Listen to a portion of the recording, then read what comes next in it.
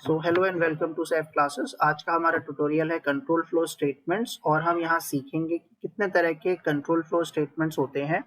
और ये क्वेश्चन, ये जो टॉपिक है, ये सिर्फ पाइथन स्पेसिफिक नहीं है, किसी भी प्रोग्रामिंग लैंग्वेज में, चाहे वो सी हो, सी प्लस प्लस हो, जावा हो या पाइथन हो या सी शार्प हो, ये तीन स्टेटमेंट्स ऐसे ही यूज होते हैं। और इनके जो कॉन्सेप्ट्स हैं वो मैं आपको बताने जा रहा हूँ, ठीक है। फिर हम इनको प्रैक्टिकली कैसे इंप्लीमेंट करते हैं और इससे रिलेटेड एक्सरसाइजेस वगैरह भी हमारे आगे के ट्यूटोरियल्स में आपको मिलेंगी। So please keep watching this video. Sequential statements क्या है?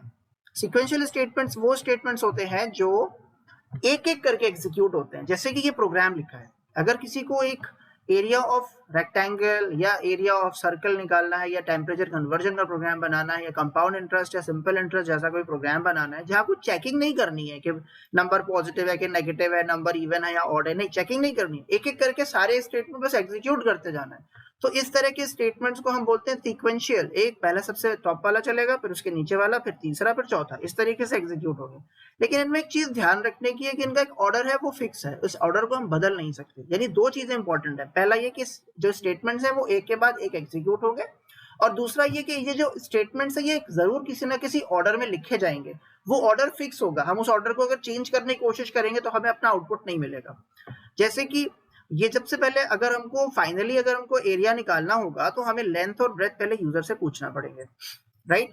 और उसके बाद ही हम लेंथ और ब्रेथ कैलकुलेट करेंगे और वो किसी वेरिएबल में स्टोर करके आउटपुट निकालेंगे, है। लेकिन एल इंटू बी करने के लिए आपको एल और बी पहले लेना पड़ेंगे, ये इसका फिक्स ऑर्डर है। क्या ये हो सकता है कि मैं इस लाइन को उठा के पहले लिख दूं और लेंथ और ब्रेथ बाद में चलाऊं? तो क्या ये वैलिड होगा? क्यों भाई, बताओ, वैलिड होगा क्या ये? नो सर, नहीं होगा। तो इसीलिए यहां लिखा हुआ है these group statements are executed in certain order and its order is fixed. यूं समझ लो, इनके ऑर्डर फिक्स होते हैं। जैसे दो नंबर भी ऐड करने होंगे तो ऐड करने से पहले भाई दो नंबर मांगोगे ना यूजर से। अगर आपको बिरयानी बनानी होगी तो पहले आप चावल लाओगे, बाकी चीजें जो इंग्रेडिएंट है वो पहले अरेंज करोगे और उसके बाद आप बिरयानी बनाओगे, वो भी उसी एक सर्टेन ऑर्डर में बनाओगे, राइट। चाय भी बनाना होगी तो उसका एक प्रॉपर ऑर्डर होगा। ऐसा नहीं है कि पहले भगोना चढ़ा दोगे खाली। भाई चाय की पत्ती घर में नहीं है तो पहले भगोना नहीं चढ़ा सकते। You have to buy the tea leaves, you have to buy sugar, you have to arrange the milk and all those ingredients which are required to prepare your tea. तो उसी तरीके से वो ऑर्डर फिक्स है। Hope that ये point समझ आ गया, sequential statement समझ आ गए। अब अपने नेक्स्ट टॉपिक पे जाते हैं, that's called selection statement. Selection statement का एक और नाम है डिसीजन मेकिंग स्टेटमेंट। मोटा मोटा बता देता हूं, जहां पर भी इफ लगाना होता है या जिन स्टेटमेंट्स में इफ लगाया जाता है, एलिफ लगाया जाता है, एल्स लगाया जाता है, उन स्टेटमेंट्स को हम सिलेक्शन स्टेटमेंट या डिसीजन मेकिंग स्टेटमेंट्स कहते हैं। अब होता क्या है, जरा इसके लिए कोई क्वेश्चन एज्यूम करो, कोई चीज एज्यूम करो कि सपोज तुम एटीएम कार्ड लेके बैंक जा रहे हो अपने पापा का, और तुम्हारे पापा ने तुमको एटीएम का पिन जो है गलत बता दिया, या सपोज करो नहीं बताया, तुमने किसी तरीके से वो एटीएम का पिन पता कर लिया, या उन्होंने मना किया था कि तुम एटीएम मत जाओ, कहते हैं अभी नहीं जाओ, जब शाम जाना, शाम को जाना, तुम चले गए, वो पिन शायद उन्होंने बदल दिया या कुछ है, पता नहीं। अब जब तुम सबसे पहले एटीएम कार्ड लेके मतलब जब तुम जाओगे ना एटीएम के कियोस्क पर, तो तुम अपना कार्ड इंसर्ट करोगे, ठीक है भाई। और उसके बाद तुम्हारा अगला स्टेप क्या होगा? अगला स्टेप होगा वो तुमसे कहेगा अमाउंट एंटर करो, कभी कभी कहता है पिन एंटर करो। सपोज करो उसने तुमसे कहा कि पिन एंटर करो। अब जब तुमने पिन एंटर किया तो तुमने उसमें पिन जो है कुछ 4 डिजिट का कुछ पिन डाला होगा, ठीक है भाई। क्या ये पिन डालने के बाद वो एक्सेप्ट कर लेगा तुम्हारा पिन अगर वो गलत होगा तो? नहीं। तो फिर यहाँ से दो सिचुएशंस बनती हैं, या तो पिन सही होगा या फिर गलत होगा। अगर ये पिन सही है तो एक अलग रास्ता बनेगा, और अगर ये पिन गलत है तो फिर एक अलग रास्ता बनेगा। बोलो, समझ में आ रही है बात? अगर पिन सही है, ट्रू है, तो ठीक है, वो तुमसे कहेगा please enter the amount enter करो, कितना अमाउंट विड्रॉ करना है, और उसके बाद क्या आपको रिसीट चाहिए कि नहीं चाहिए, ठीक है, और उसके बाद प्लीज कलेक्ट द कैश, और पैसे गिनेगा और मशीन से वो पैसे बाहर आएंगे, आप कलेक्ट कर लोगे, ठीक है, आप रईस हो जाओगे। लेकिन मान लो तुम्हारे पापा ने कारस्तानी कर दी, तुम्हें पिन गलत बता दिया। अब तो पिन अगर गलत बता दिया होगा तो तुम्हें अमाउंट नहीं आएगा, मैसेज देगा खर खर करके एक पर्ची निकलेगी और तुमको बोलेगा एक्सेस डिनाइड, ठीक है ना, पिन इज इनकरेक्ट, दुनिया भर के ड्रामे हो जाएंगे। तुम्हारी वो हो जाएगी, क्या होते हैं, ईगो हर्ट हो जाएगा, वहां पर बेइज्जती हो जाएगी। बात समझ में आ गया? तो हुआ क्या, पॉइंट यहाँ समझने वाला ये है कि अगर ये कंडीशन सही थी तब तो ये वाले स्टेटमेंट एग्जीक्यूट हो रहे थे, और जब ये कंडीशन गलत थी तो ये वाले स्टेटमेंट एग्जीक्यूट हो रहे थे। बात समझ में आ रही है बात? ठीक है। इसी तरीके से तुम्हें दो नंबर कंपेयर करने थे, कौन सा बड़ा कौन सा छोटा। अगर x बड़ा होगा तो ये वाला, ऐसी बात है, हम कौन सा प्रोग्राम बना रहे हैं, अगर ये कंडीशन ट्रू है तो ये वाली x बड़ा होगा तो ये चलेगा, ट्रू है, ट्रू पे है ना, ट्रू पे। और अगर ये कंडीशन फॉल्स हो गई तो ये वाला सेट ऑफ स्टेटमेंट चलेंगे। तो सिलेक्शन हो रहा है कौन से रास्ते का, डिपेंड करता है कौन सी कंडीशन ट्रू है। अगर कंडीशन ट्रू होगी तो ये वाला रास्ता, ये वाला, और अगर ये कंडीशन फॉल्स हो गई तो ये वाला रास्ता सिलेक्ट होगा। तो सिलेक्शन स्टेटमेंट का मतलब समझ में आया क्यों सिलेक्शन स्टेटमेंट बोलते हैं? Because you are selecting an specific route to reach end of the program. बात आ रही समझ में? Yes, sir. हाँ, तो selection statement, in selection statement the condition is evaluated once, ठीक है। If the condition is true then one set of statements would execute, but if condition is false then other set of statement get executed. Is it clear now?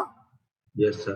So please make a note of it. अच्छा, अब ये तो एक हो गया, मैंने पहले clear कर देता हूँ, छोटा सा है। फिर आते हैं last but not least, iterative statements. देखो, कभी भी तुम्हें कोई प्रोग्राम बनाने को दिया जाए, मान लो तुमसे कह देता है कि तुम्हें अपना नाम 5 बार लिखना है स्क्रीन पर, तुम कहोगे इसमें कौन सी बड़ी बात है, मैं अभी ऐसे करूंगा, तुम्हारा सर तुम्हारे अरे सर, अरे क्या सर, क्या आप भी क्या थ्योरी की बात है, मैं आपको रन करा देता हूँ। आपने यूं किया, मतलब आप पढ़ा रहे हैं मुझको, सर बहुत आसान है, और मैंने लिखा सर कुणाल, और कुणाल लिख करके सर देखिए एक बार चला, देखिए एक बार कुणाल आया सर, अरे कुछ नहीं सर, कॉपी पेस्ट करते हैं हम लोग, मम्मी पापा से कॉपी करना, सर बताते हैं कहते कॉपी पेस्ट कर लिया करो, बहुत जल्दी काम हो जाएगा। ये देखिए सर 5 बार कर लिया। तुम्हारे टीचर ने कहा बहुत सही, बहुत इंटेलिजेंट बच्चे हो तुम तो, इतने तो हम इंटेलिजेंट नहीं है। उन्होंने कहा कि तुम ठीक है 500 बार प्रिंट कर दो फिर अपना नाम, हम बहुत खुश हुए तुमसे। अब तुम क्या 500 बार प्रिंट करोगे, यहाँ पे 500 बार कॉपी पेस्ट मारोगे? नो सर, नहीं, ठीक है। तो तुम्हारे टीचर ने कहा हम बहुत खुश हुए तुमसे, 5000 बार प्रिंट कर दो। अगर तुमने 500 बार ली तो वो 5000 बार दे देगा तुम्हें, तो तुम क्या कहोगे, बेवकूफ है क्या, और कोई नहीं मिला था क्या सुबह से? समझ रहे हो बात को? हाँ, तो what is the way? So now whenever you have to perform a same task, point समझने की कोशिश करो, यानी कि सिर्फ कुणाल प्रिंट करना, यू कह सकता था कि तुम्हें स्टार प्रिंट करना, 3x3 की मैट्रिक्स प्रिंट करनी है, 10x10 की मैट्रिक्स प्रिंट करनी है, तो क्या 100 एलिमेंट तुम क्या मैन्युअली लिखोगे क्या वहां पर? इम्पॉसिबल। नहीं भाई, तो क्या करोगे तुम, लूप यूज करोगे, जिसका एक छोटा सा ग्लिप्स मैं दे रहा हूँ, for I and range of, और मैं ये सारी चीजें आपको प्रॉपर बताऊंगा, ठीक है। जैसे किसी ने मुझे मतलब सपोज करो 100 बार प्रिंट करना है मुझे मेरा नाम, तो ठीक है भाई तुम 100 बार प्रिंट करो, खुश रहो तुम, तुम्हारा नाम गली गली कूचे कूचे में लिखा मिले तुमको है। मान लो तुम्हारे फ्रेंड ने ऐसे कह दिया तुमको, ऐसे i+1, ये देखना भी क्या होने वाला है। देखो तुम्हारा नाम लिख के आएगा, और मैंने 100 बार लिखा, देखो तुम्हारा नाम 100 बार लिख के, क्या कह रहा है, इंडेंटेशन एरर। हाँ, तो ध्यान रखना कि फॉर लूप में इंडेंटेशन होना चाहिए। देखो ये आ गया कुणाल 100 बार लिख करके, तो भाई कुणाल 100 बार आ गया तुम लिख करके। तो ultimately what is this, whenever you have to perform a same task multiple times, you have to use loops. Sir is it only the way to use loops, क्या केवल एक ही तरीका होता है लूप यूज करने का? नहीं, बहुत सारे तरीके हैं। 2 तरीके हैं आपके पास, एक होता है while और एक होता है, दूसरा क्या है, फॉर। 2 हैं आपके पास, क्लियर है? तो लूप्स यानी मोटा भाई, सर हमें कैसे पता है कि इफ एल्स यूज करना है कि लूप यूज करना है? तुम खुद देख लो, अगर तुम्हें सिर्फ कंडीशन एक बार चेक करनी है तो तुम इफ से काम करोगे, लेकिन अगर तुम्हें कंडीशन बार बार चेक करनी है, किसी एक पर्टिकुलर सिचुएशन तक चलाना है उसको, जैसे कि वो एक वैल्यू है जब तक 5 ना हो जाए तब तक तुम उस बॉडी को रिपीट करो, तो ये लूप से होगा, ये वाइल से होगा। वो हम आपको प्रॉपर वाइल का एक अलग वीडियो बना के और प्रॉपर ट्यूटोरियल आपको पढ़ाएंगे। तो we have to when we have to execute same set of instruction again and again, then we have to use loops और iterative statements। और पाइथन में वैसे तो प्रोग्रामिंग लैंग्वेज में 2 तरह के लूप्स होते हैं, एक होता है एंट्री कंट्रोल लूप, एक होता है एग्जिट कंट्रोल लूप। पर पाइथन में सिर्फ एंट्री कंट्रोल होता है, ठीक है। और वो 2 एंट्री कंट्रोल मतलब एंट्री कंट्रोल लूप होता है, मतलब एक कैटेगरी है ये, और इस काम को, इस एंट्री कंट्रोल लूप को हम 2 तरीके से इंप्लीमेंट कर सकते हैं, यूजिंग फॉर और यूजिंग वाइल, और ये हमें मालूम होना चाहिए, राइट? समझ में आ रही है? फिर इनमें क्या बेसिक डिफरेंस है, ये हम जब फॉर पढ़ाएंगे, फॉर का सिंटेक्स बताएंगे, वहां हम बताएंगे। यहाँ तो सिर्फ हमने आपको 3 चीजें बताई हैं, सीक्वेंशियल स्टेटमेंट क्या होता है, सिलेक्शन स्टेटमेंट क्या होता है, और आइटरेटिव स्टेटमेंट क्या होता है। क्या ये समझ आ गया आपको? Yes sir. Okay, so just make a note of it.